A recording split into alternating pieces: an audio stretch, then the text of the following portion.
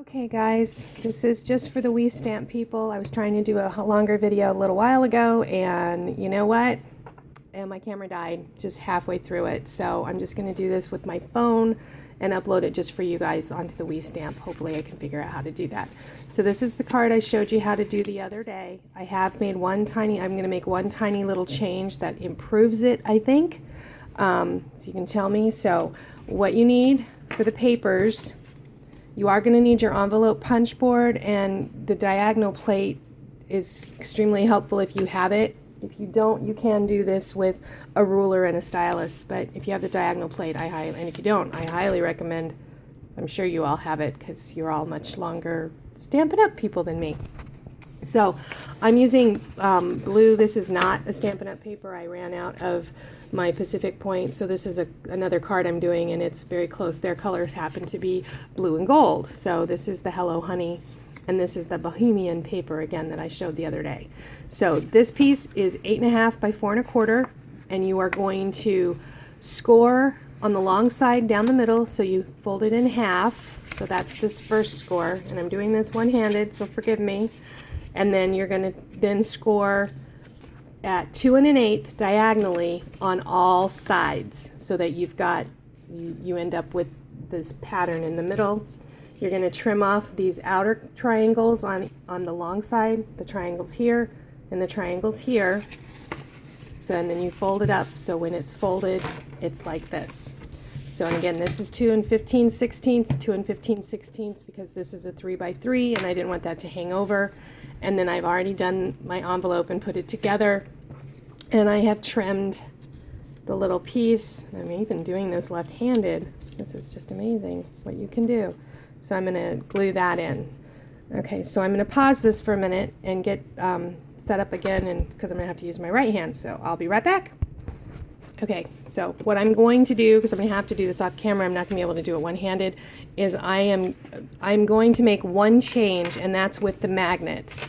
So I want to put the magnets underneath these papers so that they are hidden, so we don't have to cover them. We're going to be actually covering them with the papers. So I'm going to do that, show you where I'm placing it, and then I'll be right back. Okay, so the first thing I did is I put a glue dot on the one side of the magnet, and I have placed it right there. Okay, so now I'm going to take the other magnet, I have put a glue dot on it, and I'm going to get it so I know that it's lined up, and as you can see there's a glue dot right there. And then I am just going to close this and push really hard. Whoops, I bent my paper.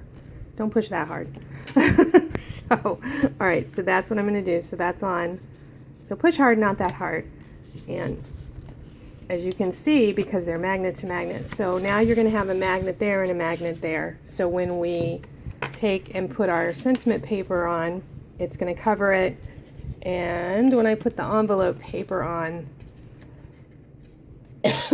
it's going to cover it, excuse me.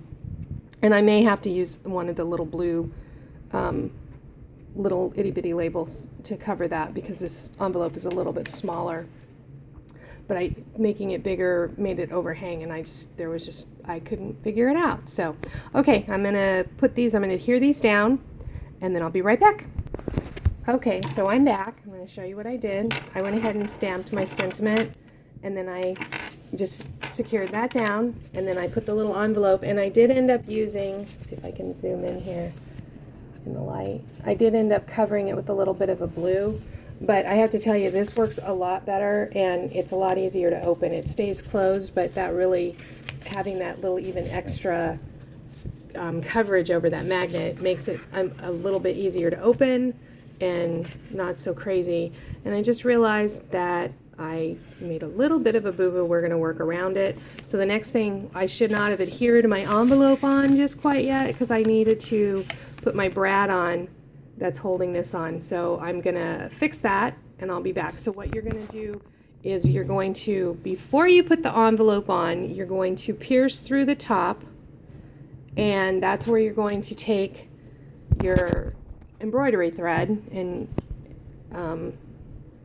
in the corresponding color to what you're doing, And I just wrapped the embroidery thread several times around my fingers. I'm going to do that, and then I'll be right back and show you what it looks like. Okay, so that's what it looks like. Just wrap it several times around. I used 4 fingers. You can use 3 if you want. And then I'm going to do the next step, and I'll be right back. Okay, so I have this, and what I've done is I've just taken it off of my fingers. It's still looped. I haven't trimmed the bottom. And then I just snipped another little piece and I tied it off. So I'm going to leave this looped up here because that's where the brad's going to go through. And then I'm just going to snip this. Okay, and so then you're going to have right here, so that's all snipped. So there's your tassel. And then we're going to attach it, and then the other little itty bitty label is going to go over the top. Whoops, sorry. I'm going to attach it right here with your brad, and then I'm going to use this to cover up the brad and the top of the brad. So I'll be right back. I'm going to do that right now, and then I'll be right back and it will be done.